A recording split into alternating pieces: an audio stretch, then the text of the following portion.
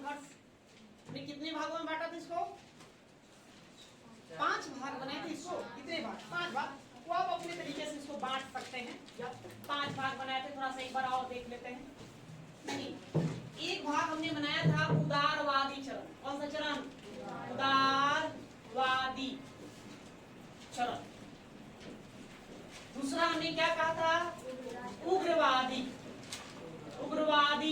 चरण या राष्ट्रवादी चरण। राष्ट्रवादी चरण ये हमने कहा।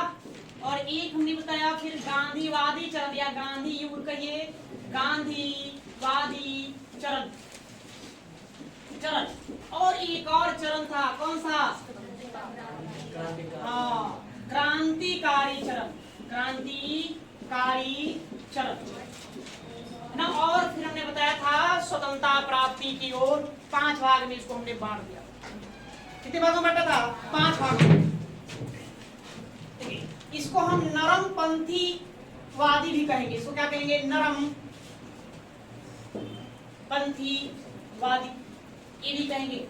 ये आपका गरम पंथी वादी जो है, गरम पंथी वादी ये भी कहलाएगा। थोड़ा सा जान लेते हैं तीनों में क्या अंतर है, चारों में क्या क्या अंतर है। देखो, ये जो उदारवादी चरण के लोग जो थे वो क्या करते थे? अंग्रेजों के समकक्ष अपनी मांग रखते थे तो क्षमा याचना करते थे, कहीं प्रार्थना पत्र भेजते थे। क्या करते थे? प्रार्थना पत्र भेजते थे। नहीं मानता था तो फिर स्मरण पत्र भेजते थे। उसके बाद फिर शिष्टमंडल भेजते थे। अगर कोई काम न करे तो फिर भी उस पर कोई मतलब कि उस तरह का आंदोलन वगैरह नहीं करते थे। ये यहाँ इसमें ये बात कहा जाता था। लेकिन यहाँ गरम पंथीवादी, उग्रवादी लोग या राष्ट्रवादी चरण के लोग ये क्या करते हैं? ये भी अंग्रेजों के समकक्ष अपनी मांग रखें। मांग नहीं माना तो धरना, प्रदर्शन, जुलूस वगैरह ये करते नहीं, लेकिन हिंसा नहीं। यहाँ भी ये लोग भी हिंसा नहीं करेंगे। हिंसा नहीं, ये भी हिंसा नहीं करेगा। हिंसा नहीं करेगा।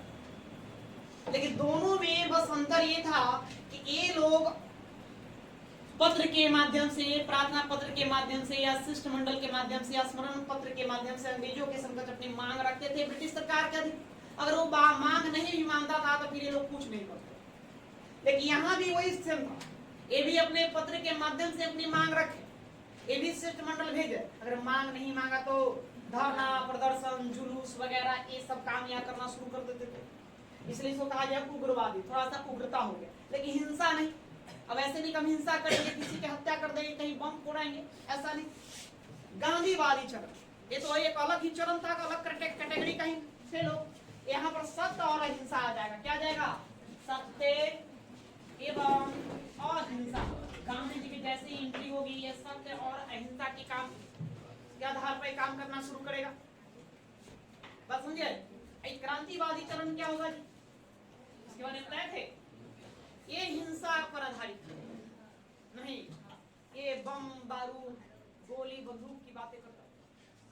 एक अलग समूह ही था। तो इतने कैटेगरी के लोग थे, है ना। और इसी के माध्यम से भारत को क्या करवाया जाएगा? आजाद करवाया जाएगा। तो आज हम पहले प्रथम चरण पढ़ेंगे। प्रथम चरण में कौन? उदारवादी चरण। तो लिखिए हेडिंग 2, भारत का राष्ट्रीय आंदोलन।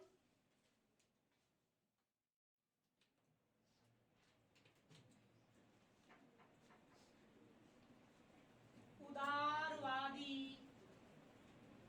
चरण 1885 से 1905। उदारवादी चरण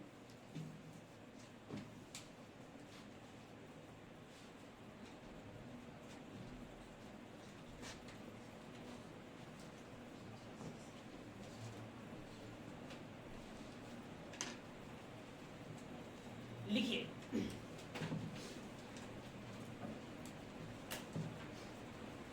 देखेंगे भारत के राष्ट्रीय आंदोलन में, भारत के राष्ट्रीय आंदोलन में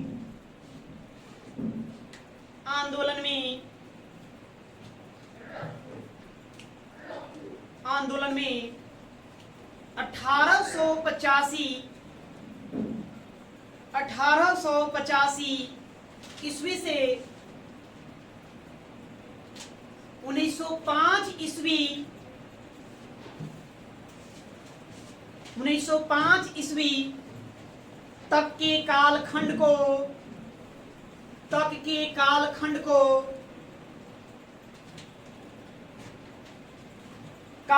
को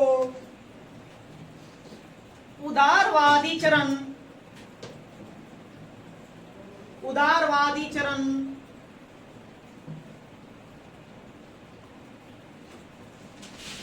या नरमपंथी विचारधारा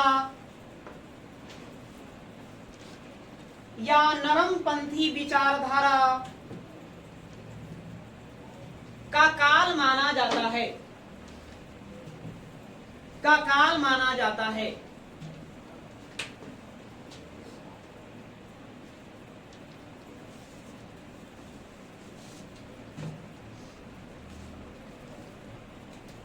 बस समझे? ताकि क्यों हम इसको कहेंगे कारण कुछ होना चाहिए ना। कारण, आखिर क्या कारण है कि इसी को हम ये उदारवादी विचारधारा कहते हैं। कारण तो इसमें जो भी लोग थे, जो कांग्रेस पार्टी से जो भी राजनेता जो जुड़े हुए थे, उन सबको सरकार के न्यायप्रियता में विश्वास था। न्यायप्रियता में विश्वास एक कारण कह सकते हैं। मतलब ये लोग मानते थे कि नहीं, जो अभी वर्तमान की जो ब्रिटिश सरकार है वो न्यायपूर्ण सरकार, न्यायप्रिय सरकार, वो सबका सही ढंग से ख्याल रखेगी, सबके साथ एक समान व्यवहार करेगी, है नहीं, सही तरीके से न्याय करेगी, लोगों का मानना था। इसलिए लोग क्या थे, बिल्कुल नहीं, धीमा थे, शांत थे। ऐसे कई कारण बताए गए, तो सबको लिखना है, लिखिए आप, ऐसे लिखते चलेंगे हम। कारण पहले देखिए, सरकार के न्यायप्रियता में विश्वास। आज की क्लास से आपका वनडे एग्जाम में क्वेश्चन 9 के बराबर बनेगा, बात समझे? लेकिन फिर भी इसको समझना जरूरी है, ना समझेंगे तो फिर आगे कैसे कहानी को समझ पाएंगे। सिर्फ हर बात को समझना है, ऐसा नहीं कि सब बात खाली एग्जाम में जो पूछेगा ओकरे पढ़ना है, कुछ समझते भी चलो। तो क्या दूसरा, सरकार के अंतर्गत ही सरकार कहने मतलब कौन, अभी किसकी सरकार है? ब्रिटिश सरकार। सरकार के अंतर्गत ही अपने विकास की उपेक्षा करते थे। सरकार के अंतर्गत ही अपने विकास की उपेक्षा करते थे।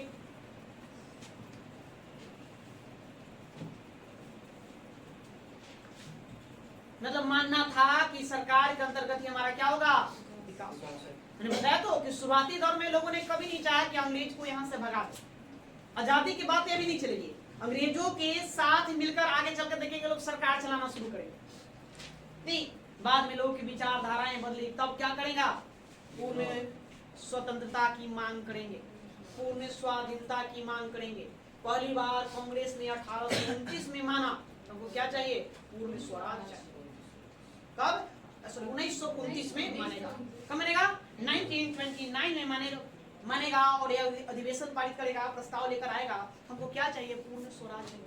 उसको पहले लोग क्या करेंगे, ब्रिटिश सरकार बढ़िया है, न्यायप्रिय है, हम लोग इसी का अधीन क्या करेंगे, अपना विकास कर सकते हैं, इस देश का भला हो सकता है, विकास हो सकता है, लोग ये मांग। अब ये क्या करेंगे, मांग करेंगे हम लोगों को भी आप सत्ता में शामिल करिए, शासन प्रशासन चलाने में हमारी भी भागीदारी को सुनिश्चित किया जाए। अभी इसकी मांग चले, लेकिन 1829 के बाद कहानी फिर बदल जाएगी। तो आगे लिखेंगे, ब्रिटिश सत्ता के प्रति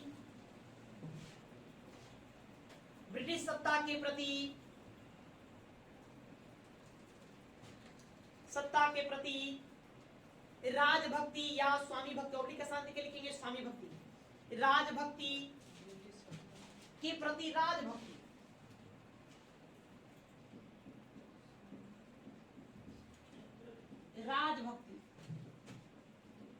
स्वामी भक्ति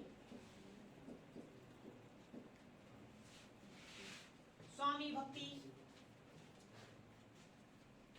दर्शाते थे।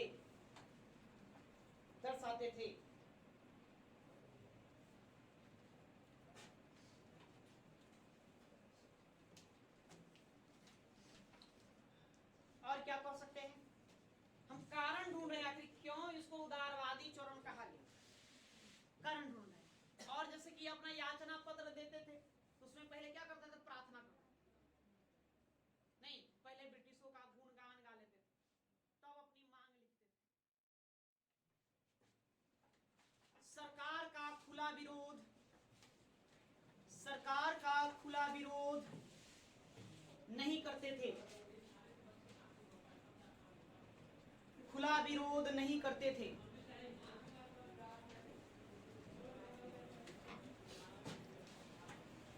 एक और लिखे, ये अपने ज्ञापन में सरकार की प्रशंसा करते थे,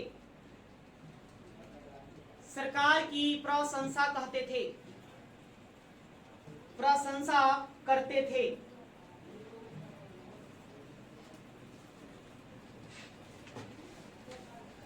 तो इन्हीं सब कारणों से कहा गया कि ये लोग क्या थे? उदारवादी। नहीं, और भी आप उदारवादी में पढ़ सकते हैं। उनका कार्यशैली देखकर भी बता सकते हैं किसी का, और कार्यशैली और लिख सकते थे। जैसे लिखे तो कार्यशैली मतलब कि इन उदारवादी नेताओं का क्या कार्यशैली रहा होगा, किस तरह से कार्य करते थे।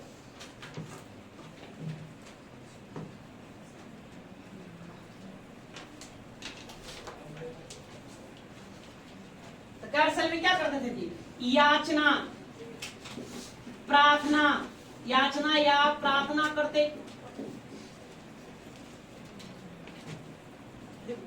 याचना या प्रार्थना करते।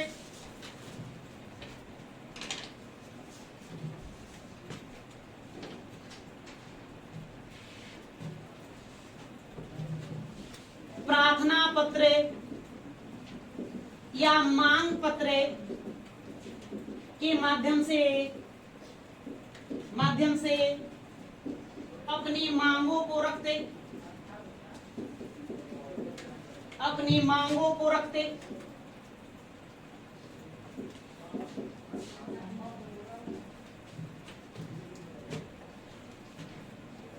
अपनी मांगों को रखते।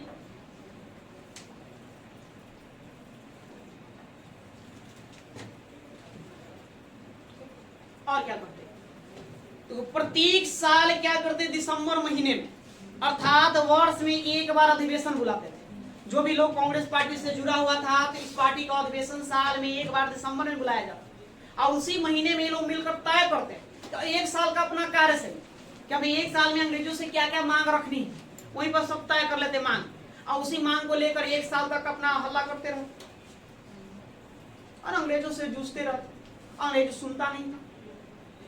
10 मांग रहा तो 10 मांग में एक आध को मांग मान लिया। ये तो वही बात हुई है, बच्चों को चॉकलेट देकर बहला फुसला दो, वही अंग्रेज बहला फुसला देता।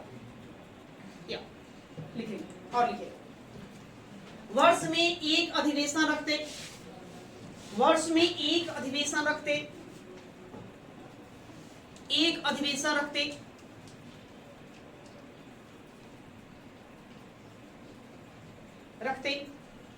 और प्रस्ताव पारित करते, और प्रस्ताव पारित करते।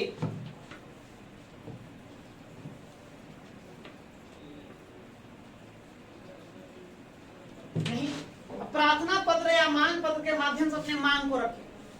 अंग्रेज नहीं सुना, लगा के लगता है याद नहीं रहा। तो इतनी बड़ी समस्या लेकर के एक ही दल है, एक ही संस्था जो आपके पास समस्या लेकर जा रहा है, हम मांग नहीं रहे, याद भुला गया, ऐसा कैसे हो सकता है? तो फिर भी ये लोग क्या करते? एक बार आओ फिर पत्र लिखते, इसको कहते हैं स्मरण। तो स्मरण पत्र लिखते, स्मरण पत्र लिखते। नहीं, ये हमारे देश के नेता है नहीं, सब तरह के लोग होते हैं, अलग अलग विचारधारा के लोग होते हैं। वह का गोली बंदूक से ही बात करोगे तो कैसे होगा? ये भी जरूरी नहीं है। कोई भी काम धीरे धीरे होता नहीं, कम से कम इन लोगों ने शुरू तो किया, और ऐसा बात नहीं लोग कुछ हासिल नहीं किया, बहुत कुछ हासिल किए। हम आगे देखेंगे क्या क्या इन लोगों ने हासिल किया इन 20 वर्षों में, वो भी हम देखेंगे, उपलब्धियां भी देखेंगे उदारवादी चरण की उपलब्धियां, क्या उपलब्धियां रही, तो स्मरण पत्र भेजते, स्मरण पत्र भेजते। उससे नहीं होता तो फिर क्या करते हैं, डेलीगेट्स, कुछ लोगों का टीम बनाकर भेजते, इसको शिष्टमंडल कहते, अगले के शिष्टमंडल भेजते।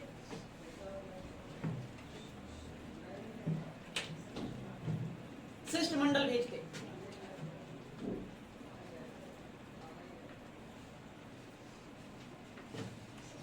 इससे भी नहीं हुआ तो फिर अखबार था, न्यूज़पेपर, पत्र पत्रिकाएं, तब पत्र पत्रिकाओं में प्रकाशन करते, उसके माध्यम से मांग रखते। लिखिए, पत्र पत्रिकाओं के माध्यम से, पत्र पत्रिकाओं के माध्यम से मांग रखते।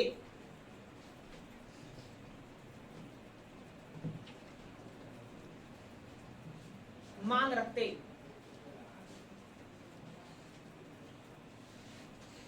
मांग रखते मतलब आप कह सकते हैं कि ये लोग पूरी तरह से संवैधानिक तरीके से काम करते थे,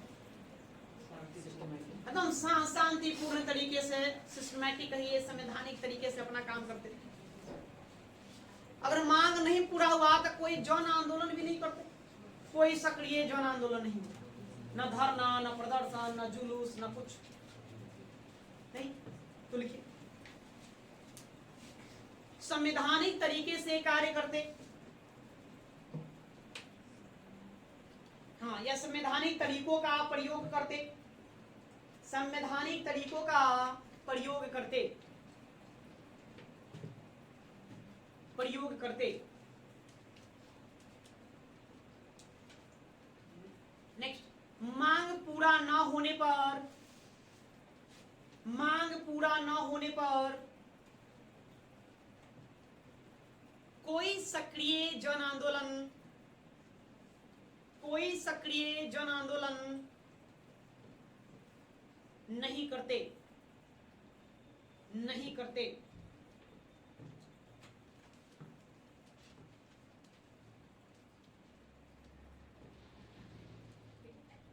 ये इनका कार्य था। हाँ, एक काम और किए इन्होंने, इन लोगों ने क्या किया, तो जनमत के लिए विदेशों में भी संस्थाएं स्थापित की। जनमत के लिए मतलब कि लोगों का विश्वास जितने, भरोसा जितने, अधिक से अधिक लोगों को हम कांग्रेस पार्टी के साथ क्या कर सके, जोड़ सके, इसको लेकर के उन्होंने विदेश तक जाकर के संस्थाएं को क्या कर दिए, स्थापित कर दिए। तो एक लाइन ये भी लिखे, लिखिए, जनमत के लिए, जनमत के लिए विदेशों में भी संस्थाएं स्थापित किए, जनमत के लिए विदेशों में भी संस्थाएं स्थापित किए।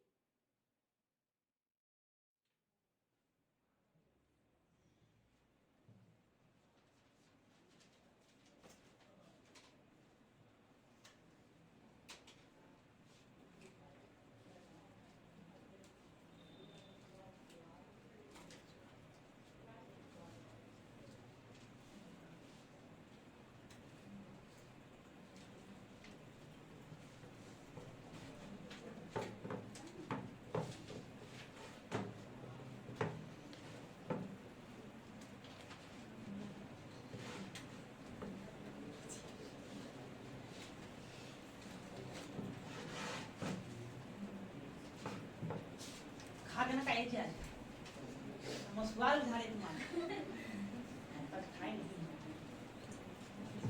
खाबा।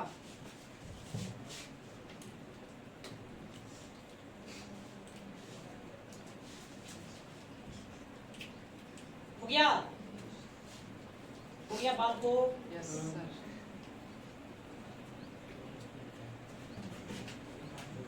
तभी तक का सीखा।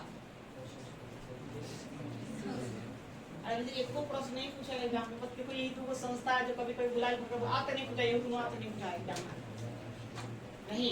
आज के क्लास में आपके वन डे एग्जाम में प्रश्न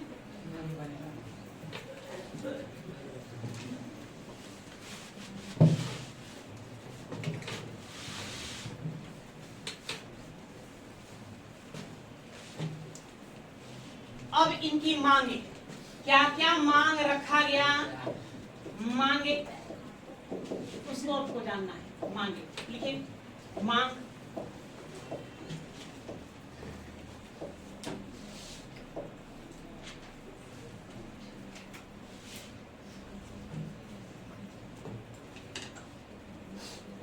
वर्षों में इन लोगों ने कुछ तो किया होगा, मांगे तो अपना जरूर रखे होंगे, तो तुम मांगों के आधार पर कुछ न कुछ बदलाव भी लाए, कुछ सफलताएं भी अर्जित किए, कहीं सफलता ज्यादा असफलता रही इनकी, तो पहले मांगों को समझिए तब समझ पाएंगे इन्होंने क्या क्या हासिल किया।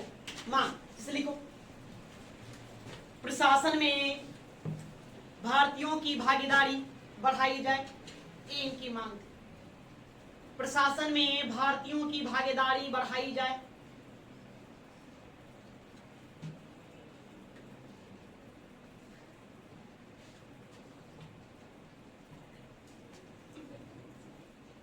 विधानसभा में भारतीयों की भागीदारी बढ़ाई जाए, दूसरा लिखिए, विधानसभा में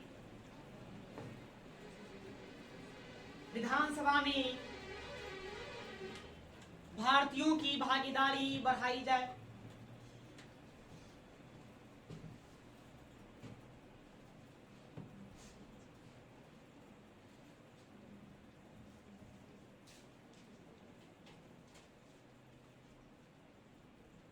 फिर इन्होंने मांग रखा था कार्यपालिका और न्यायपालिका का पृथक्करण हो, कार्यपालिका और न्यायपालिका का पृथक्करण हो।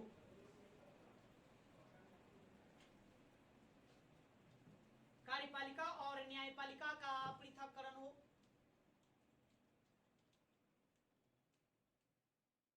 काम करेगा वही न्याय करेगा, तो किसे चलेगा? इसलिए कहा कि नहीं है, दोनों को अलग है ना, नेचुरल जस्टिस के खिलाफ, ये प्राकृतिक न्याय के विरुद्ध है। इसलिए कार्यपालिका न्यायपालिका दोनों अलग अलग होना चाहिए। नहीं, विचार और अभिव्यक्ति की स्वतंत्रता, उन्होंने मांग रखा कि विचार और अभिव्यक्ति की क्या हो, स्वतंत्रता हो, बोलने की आजादी, बोलने की सब आजादी भी छीन लिया।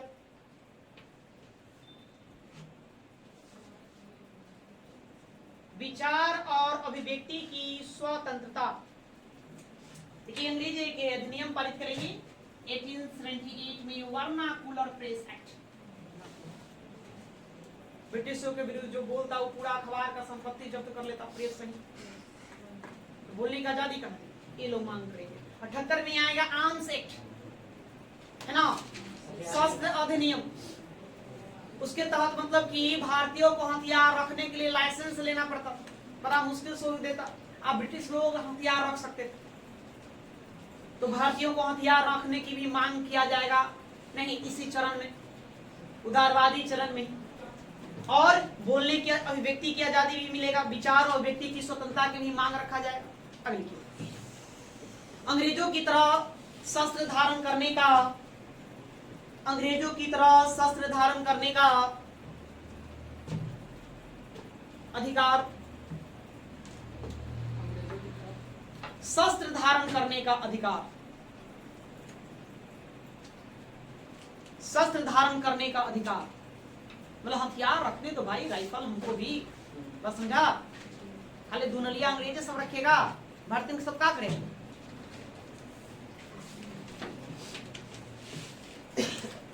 ये सब राजनीतिक मांगे थी। और भी मांगे रहा किसानों से जुड़ा हुआ, जैसे कि कर लगान में सुधार, देखिए कर या लगान में सुधार,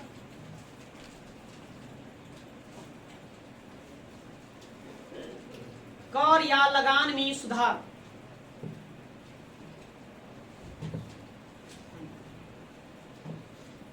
खेती की स्थिति खराब थी, इन लोगों ने मांग रखा था कृषक बैंकों की स्थापना, कि किसानों के लिए बैंक खोल दिया जाए, लेकिन कृषक बैंकों की स्थापना,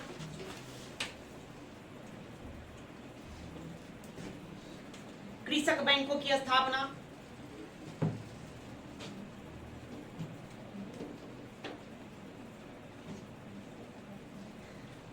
अंग्रेज लोग, ब्रिटिश लोग क्या करते थे, सेना पर भारी भरकम खर्च करते थे पूरा, इसलिए इन लोगों ने कहा कि सेना पर खर्च कम करिए ताकि भारतीय राजस्व पर बोझ कम पड़े।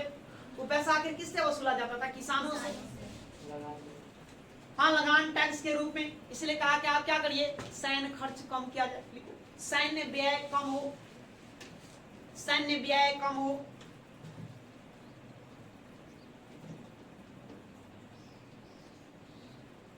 सैन्य व्यय कम हो,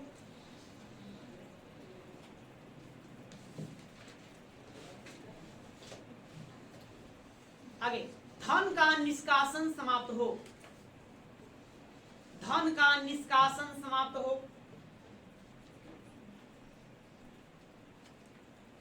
धन का बहिर्गमन, अंग्रेज सब भारत से धन कहाँ ले जा रहा था, ब्रिटेन ले जा रहा था, तो इसका निष्कासन क्या हो, रोको, समाप्त करो, धन का निष्कासन समाप्त हो, काम कुछ हो, समाप्त हो।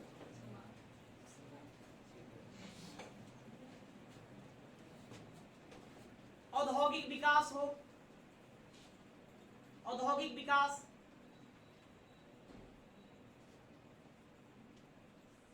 विकास हो, नए नए उद्योग धंधों की स्थापना हो, उसी में जोड़ दीजिए, ऑब्लिक का साइन देकर लिख दो, नए नए उद्योग धंधों या उद्योगों को संरक्षण प्राप्त हो, लिखो, संरक्षण प्राप्त हो, नए उद्योगों को संरक्षण प्राप्त हो।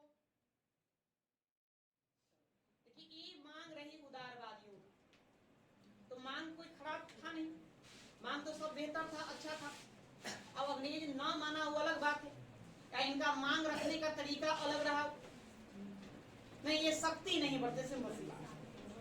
फिर भी इस बीच ही इन लोगों ने एक काम तो कर दिया, इनकी सफलताओं को अब देखेंगे हम लोग, सफलताएं, सफलताएं क्या सफलताएं अर्जित किए इसको देखना है। अगर इन सफलताओं के यदि आप देखें तो ना कुछ तो किए, तो कम से कम इतना कर दिए कि राष्ट्रवाद को जागृत करो। पूरे भारतवर्ष के जो राष्ट्रवादी नेता थे सबको एक मंच पर लियाकर इकट्ठा कर दिया, और इनकी सबसे बड़ी सफलताओं में 1892 का भारत शासन अधिनियम, इन्हीं की देन रही कि भारत में अप्रत्यक्ष ही सही लेकिन चुनाव शुरू हो गया। पहले लोग अंग्रेज विधानसभा में क्या करते, मनोनीत कर देते थे ब्रिटिश सरकार, इन्होंने मांग क्या रखा था, मनोनीत ना हो, निर्वाचित हो। पहले हम देखिए कांग्रेस की स्थापना के समय उनकी पहली 9 मांगों में एक मांग था, तो इन्हीं की बदौलत ही 1892 में भारत शासन अधिनियम पारित करना पड़ा अंग्रेजों को, और निर्वाचन की प्रक्रिया लेके आना पड़ा, भले ही वो अप्रत्यक्ष। ठीक है, बजट पर बहस करने का अधिकार मिल गया, प्रश्न पूछने का अधिकार मिला, इतना अधिकार तो दिया गया, और भारतीय लोग इसमें एंट्री ना कर सके। समझो आईसीएस बड़ा अधिकारी ना बन गया, नहीं बंगला मिल जाता रहने के लिए, एक सैन्य टुकड़ी मिल जाता, नहीं इसको एकदम बग्गी मिल जाता, गाड़ी। आज को देख ही रहे हो, मतलब आईएएस आईपीएस अधिकारियों का क्या रुतबा है, तो फिर मतलब अंग्रेजों को दिक्कत होने लगता, भारतीय लोग जाता तो भारतीयों को समझने बुझने लगता, उसकी सहायता जरूर करता, इसलिए कहा कि नहीं कम रहे। फिर भी सुरेंद्र नाथ बनर्जी बाजी मारते, ठीक है, फिर भी भारतीय लोग क्या करेंगे, उसको क्रैक करेंगे, उसमें तो मत की बात नहीं, 19 साल में क्रैक करते रहे। और ब्रिटिशों को क्या था, शुरू से वो क्या कर रहा है, उसी में है इंग्लिश लैंग्वेज में पढ़ रहा है, उसी में उसका शिक्षा दिशा चल रहा है, इसलिए दिक्कत नहीं, सब अपना बाजी मार लेता। ज्यादातर राजघराने के लोग, ब्रिटेन में जो भी राजघराने के लोग जो थे, वही लोग आईसीएस क्रैक करते निकालते, और वही लंदन में ट्रेनिंग होता, और उसको फिर भारत भेज देता, जाओ अधिकारी बनाकर। तो ये भी इनकी एक सफलताओं में शामिल होगा। तो लिखिए सफलताएं, पहले 1886 में लिखेंगे सफलताएं, और इसी में आपको पॉइंट बना के लिखो क्या क्या सफलताएं रही।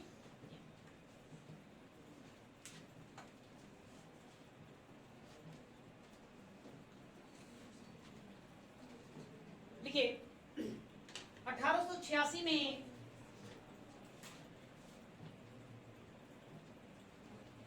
भारत में लोक सेवा आयोग का स्थापना, भारत में लोक सेवा आयोग का स्थापना,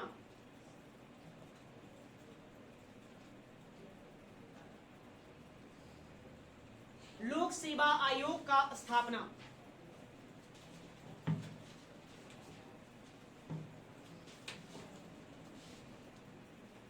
नेक्स्ट 1892 का भारत परिषद अधिनियम 1892, 1892 का भारत परिषद अधिनियम।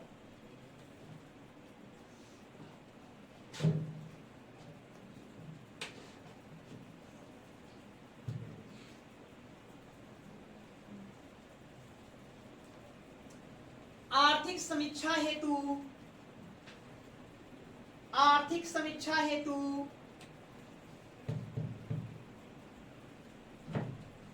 बेल्वी आयोग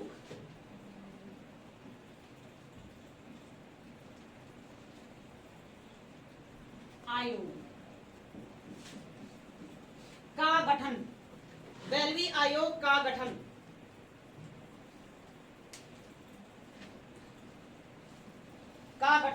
पोस्ट में तारीख डाल दीजिए 1896 में एक आयोग आया। हम बाद में इसके ऊपर चर्चा करेंगे क्या था। और भारी जनमत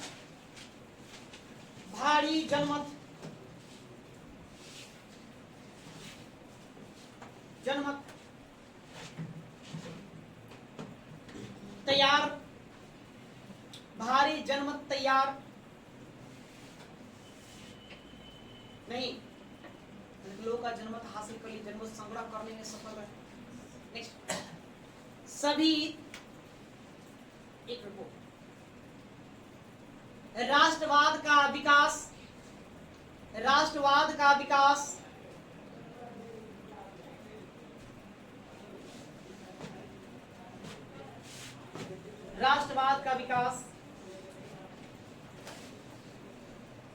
नेक्स्ट, राष्ट्रीय नेताओं को या राष्ट्रवादी नेताओं को लिखेंगे, राष्ट्रवादी नेताओं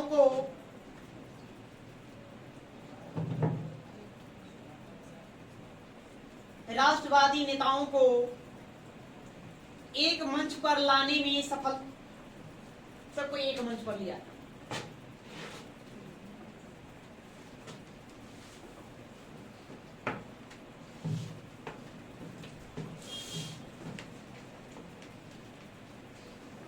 प्रतिनिधि नहीं तो कर नहीं का नारा,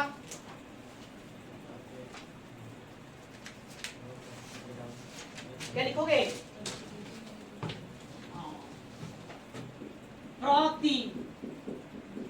प्रतिनिधित्व लिखिए, निधित्व,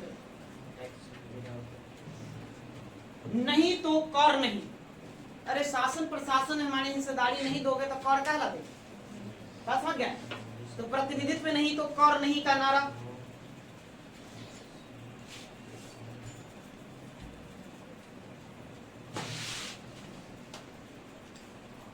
समाचार पत्र पत्रिकाओं के माध्यम से, समाचार पत्र पत्रिकाओं के माध्यम से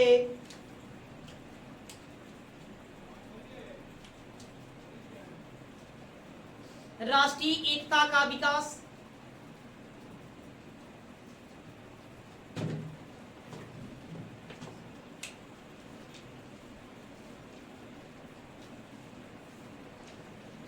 राष्ट्रीय एकता का विकास।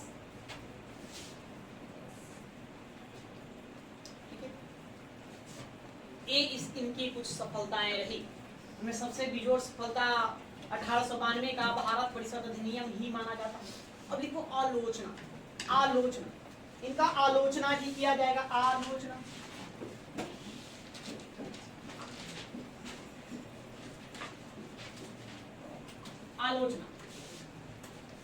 समझते हैं ना?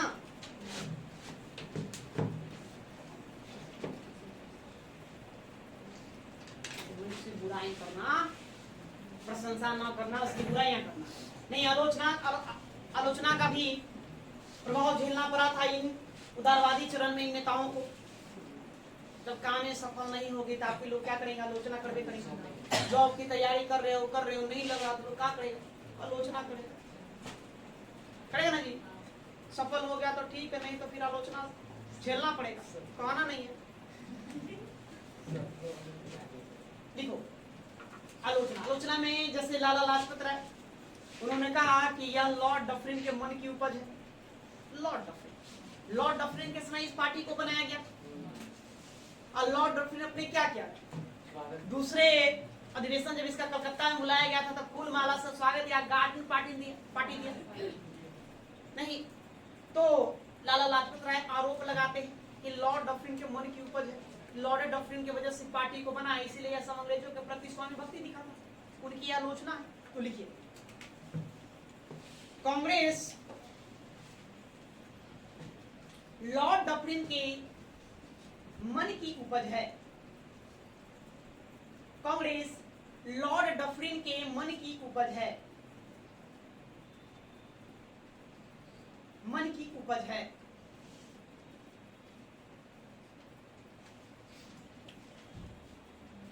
डैश देके लिखिए लाला लाजपत राय।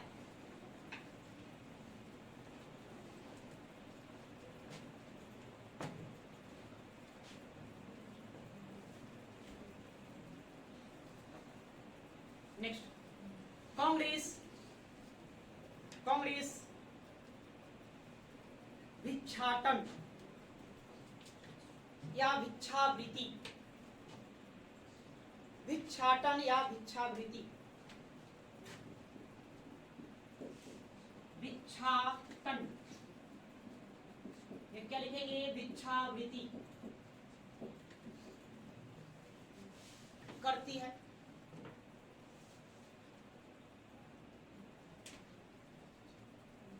भिक्षाटन या भिक्षावृत्ति करती है। ये बाल गंगाधर तिलक आरोप लगाएंगे कि आप लोग भीख मांगने वाला काम कर रहे हैं। नहीं, मांग रखते हैं, हर साल कुछ दे रहा है, ये नहीं है।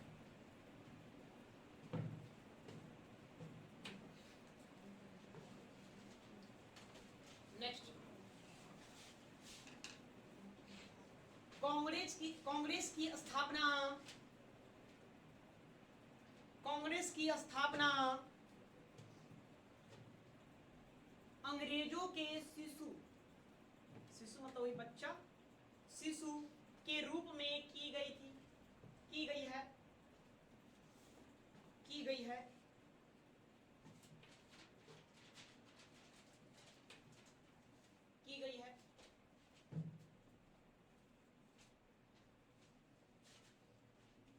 ये कहेंगे रजनी पाम दत्त,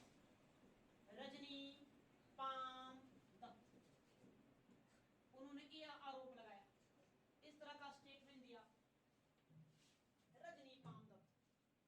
क्यों कहेंगे? कांग्रेस की स्थापना अंग्रेजों के शिशु के हुई है, मतलब बच्चा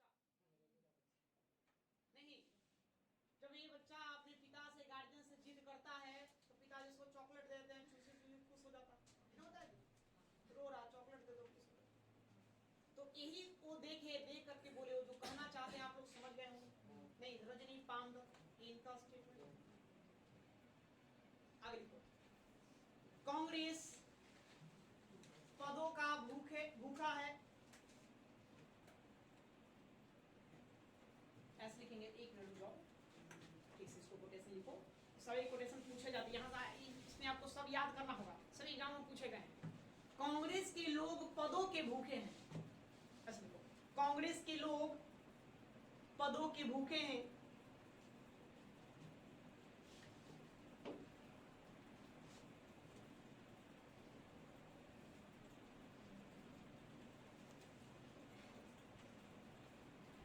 ये मतलब क्या? देखिए, इस सुधारवादी चरण में कांग्रेस का जो भी कोई भी मेंबर ज्यादातर सक्रिय आक्रामक होता तो अंग्रेजी उसको क्या करता है, वो पद दे देता। ठीक है, पद देता, पद भी दे देता, वो भी खुश हो जाता, स्वामी भक्ति दिखाने लगता। तो ये आरोप लगाते हैं बंकिम चंद्र चटर्जी। कौन? बंकिम चंद्र चटर्जी, इसीलिए वो बात कहते हैं। देखिए, बंकिम चंद्र चटर्जी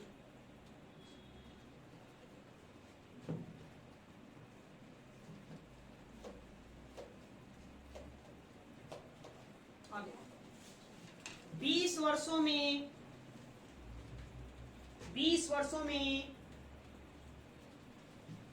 कांग्रेस के कार्यों से 20 वर्षों में कांग्रेस के कार्यों से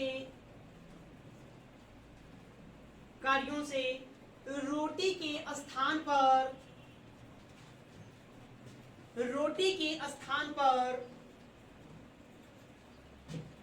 पत्थर मिले।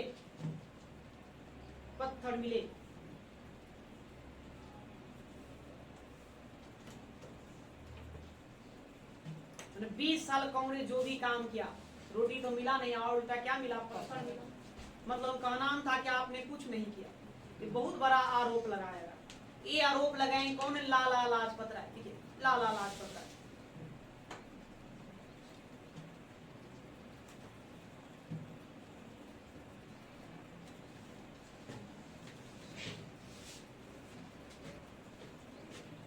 और लाला लाजपत एक बात कहेंगे क्या कि कांग्रेस का अधिवेशन शिक्षित भारतीयों का मेला है, भारतीयों का मेला है। देखो ये बात कही जाएगी लाला लाजपत राय के द्वारा क्या साल में एक बार दिसंबर महीने में सब एक साथ बैठता, सब पढ़ा लिखा विद्वान एक जगह हो जाता। अब कोई काम हो ही नहीं रहा तो उन्होंने क्या कहा कि शिक्षित भारतीयों का मेला है और कुछ नहीं है, लोग मेला खाली लगा रहे हैं, कुछ मिल नहीं रहा। बाल गंगाधर तिलक कहेंगे कि साल में एक बार मेढक की तरह टटराने से कुछ हासिल नहीं होगा। साल में एक बार आप इकट्ठा हो जाते हैं टर करते हैं, मतलब कि कोई ना कोई प्रस्ताव को लेकर बहस करते हैं, ये नहीं ये प्रस्ताव वो नहीं वो प्रस्ताव पारित होना चाहिए, अरे वो प्रस्ताव पारित कर देते हैं ओकरे प्रस्ताव पर लगा रहता तो क्या हो बैठक देखते हुए सीजन में एक बार आता है टटराता है, फिर उसका टटराहट बंद हो जाता। वही बात वो कहेंगे। इस तरह से कांग्रेस के ऊपर आरोप लगाया जाएगा, उसकी आलोचना की जाएगी। नहीं तो देख रहे हो सफलता कम आलोचना ज्यादा हो रही है, तो आलोचना इनकी ज्यादा ही हो। ये बात लिखे, क्या लिखे? हाँ लिखे, कांग्रेस का अधिवेशन शिक्षित भारतीयों का मेला है। कांग्रेस का अधिवेशन शिक्षित भारतीयों का मेला है।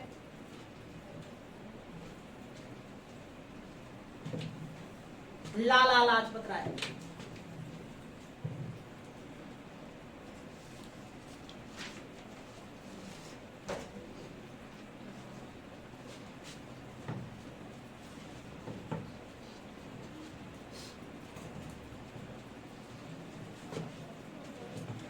गया आगे। वर्ष में एक बार, सब फटाफट पेन चलाओ, 2-3 स्टेटमेंट और लिखो, और उनको सब सुनाना है कौन किसने क्या कहा, तो फिर हम सुनाने लगेंगे। ठीक है? वर्ष में एक बार मेढक की तरह टटराने से, मेढक की तरह टराने से या टर्राने से कुछ नहीं होगा, कुछ नहीं होगा। मतलब कोटेशन से क्या लग रहा है? गुस्सा दिखाया जा रहा है, गुस्सा दिखाया जा रहा है। हाँ, गुस्सा कौन लोग दिखाएगा? जो गरम प्रवृत्ति का नहीं। तो बाल गंगाधर तिलक गरम मिजाजी व्यक्ति थे, उन्होंने ही कहा।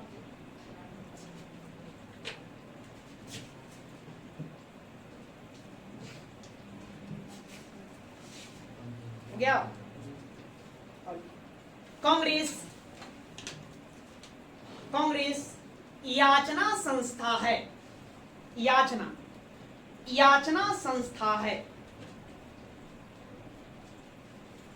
याचना मतलब प्रार्थना, मतलब प्रार्थना करने वाली संस्था है। तो अंग्रेजों के समक्ष मांग रखते थे, पहले प्रार्थना करते थे, इसलिए ये भी आरोप इस पर लगाया गया कि यह एक याचना संस्था है। और ये कहने वाले व्यक्ति होंगे बिपिन चंद्रपाल। देखिए बिपिन चंद्रपाल,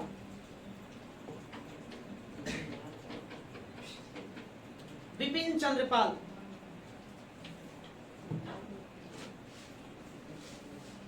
एक और लिखिए।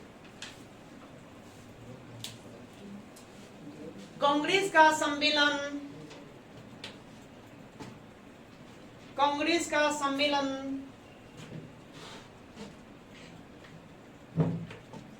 3 दिवसीय तमाशा है, 3 दिवसीय तमाशा है।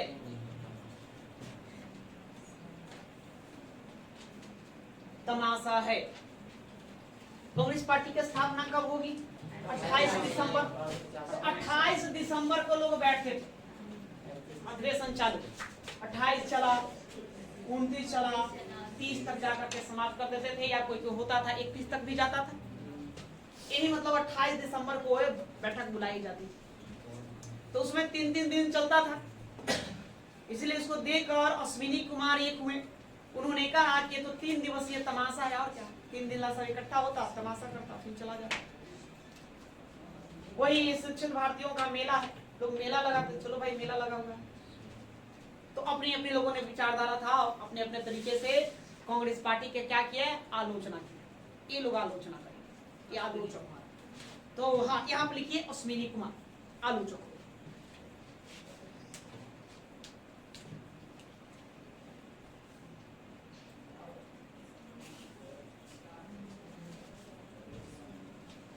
अब देखिए कांग्रेस का सरकार के प्रति प्रतिक्रिया। अब असफलता देख लिए, आलोचना देख लिए ना, असफलता या आलोचना की एक ही बात है। अब मतलब कि कांग्रेस के बारे में सरकार क्या सोचता है, मतलब ब्रिटिश गवर्नमेंट क्या सोचती, तो उस बातें को लिखना, लिखेंगे कांग्रेस के प्रति सरकार की प्रतिक्रिया। कांग्रेस के प्रति सरकार की प्रतिक्रिया।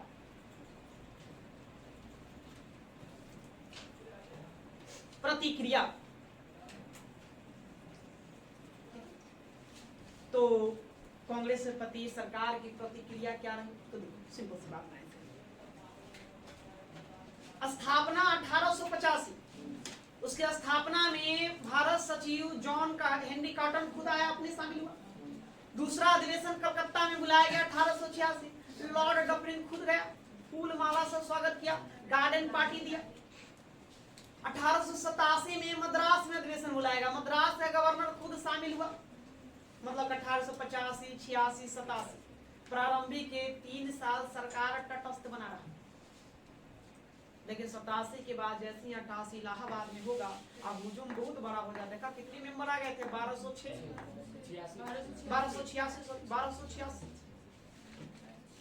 ब्रिटिश सरकार का सर दर्द करने लगा। ये बात, इतने लोग आ गए, इतना जनमत हो।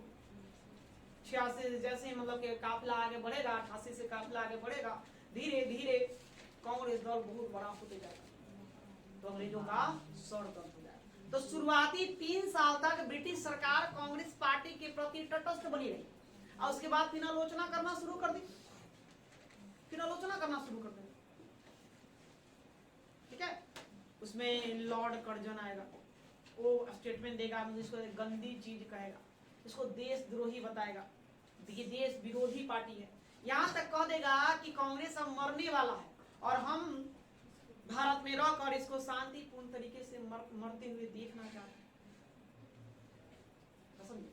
अब अंग्रेजों का झुकाव हो जाएगा सर सैयद अहमद खां के प्रति। उन्होंने एक पार्टी बना रखा था, तो उसके प्रति अब उसका अंग्रेजों का झुकाव हो जाएगा। इधर कौम उधर चादर। क्यों? और स्थिति देख रहे हैं कि गड़बड़ा रहे हैं, इसलिए हिंदू मुस्लिम में विवाद उत्पन्न करना शुरू करे, फूट डालो और राज करो की नीति अपनाए।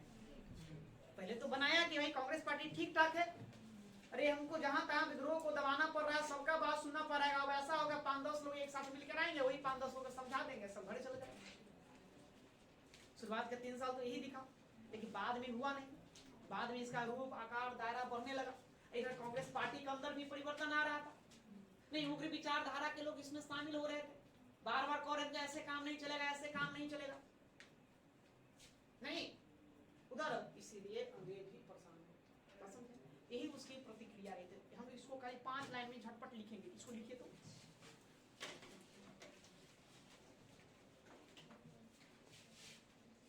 लिखेंगे। प्रारंभ के 3-4 वर्षों तक, प्रारंभ के 3-4 वर्षों तक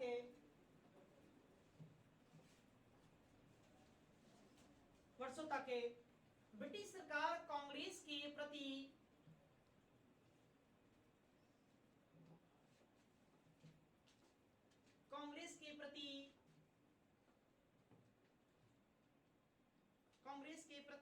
तटस्थ बना रहा।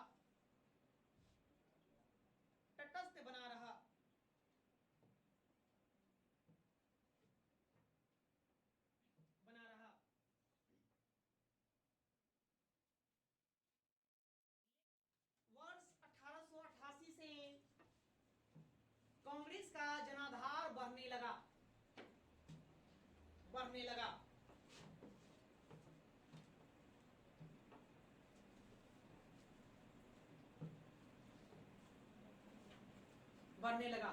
अतः सरकार की प्रतिक्रिया भी बदल गई।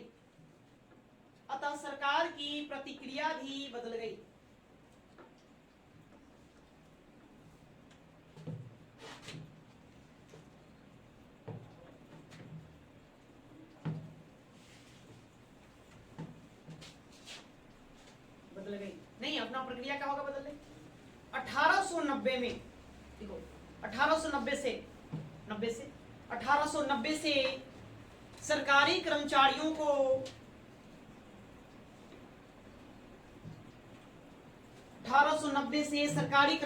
को अधिवेशन में जाने पर रोक लगा दी। अधिवेशन में जाने पर रोक लगा दी।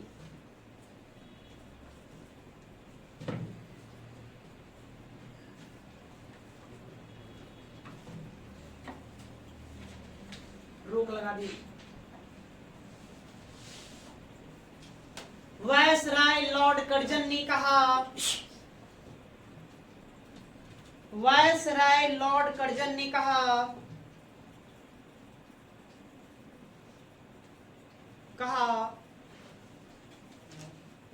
वायसराय लॉर्ड कर्जन ने कहा कांग्रेस एक गंदी चीज है।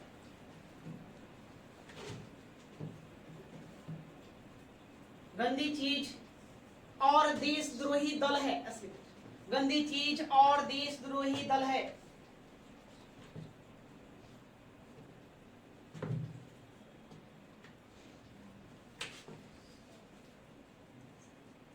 देशद्रोही दल है। कांग्रेस अब मरने वाली है। उसी में जुड़िए, कांग्रेस अब मरने वाली है। अब मरने वाली है।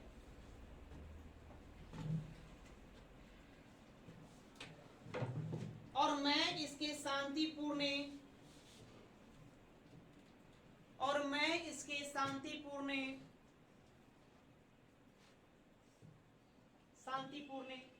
समाप्ति में सहयोग करूंगा। और मैं इसके शांतिपूर्ण समाप्ति में सहयोग करूंगा। सरकार का समर्थन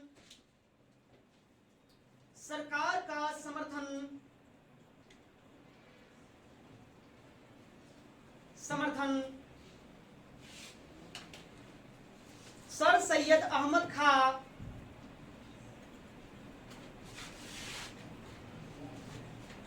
की पार्टी, सर सैयद अहमद खां की पार्टी। कौन सी पार्टी बनाए थे? United union patriotic association. पीछे पढ़े हम लोग नहीं, तो ये उन्हीं की पार्टी की तरफ बढ़ गया। देखो, सरकार का समर्थन सैयद अहमद की पार्टी की तरफ झुक गया या बढ़ गया, तरफ बढ़ गया। भारत सुधार समिति कौन बनाएंगे? तो इसके संस्थापक हुए दादा भाई नौरोजी। संस्थापक कौन? दादा भाई नौरोजी। कब बनेगा? 1887 में। कहा? ये बनेगा लंदन में। ये बने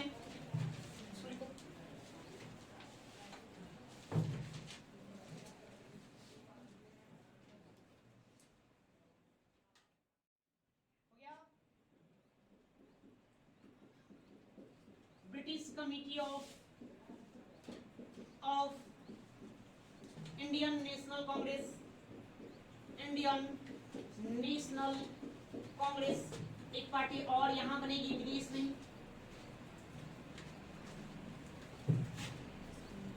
British committee of Indian national Congress, संस्थापक इसका भी तो दादा भाई नौरोजी ही होंगे। दादा भाई नौरोजी यही इसके संस्थापक होंगे। कब? 1888 में ही बनेगा। एक साल बाद वो 87 या 88 में। ये कहा? ये भी लंदन में ही। अच्छा, इसका एक पत्रिका था। इसमें एक इस संस्था के माध्यम से पत्रिका प्रकाशित किया गया जिसका नाम था इंडिया। क्या नाम था जी? इंडिया नामक पत्रिका प्रकाशित किया गया था। आपको याद रखना है ये बात।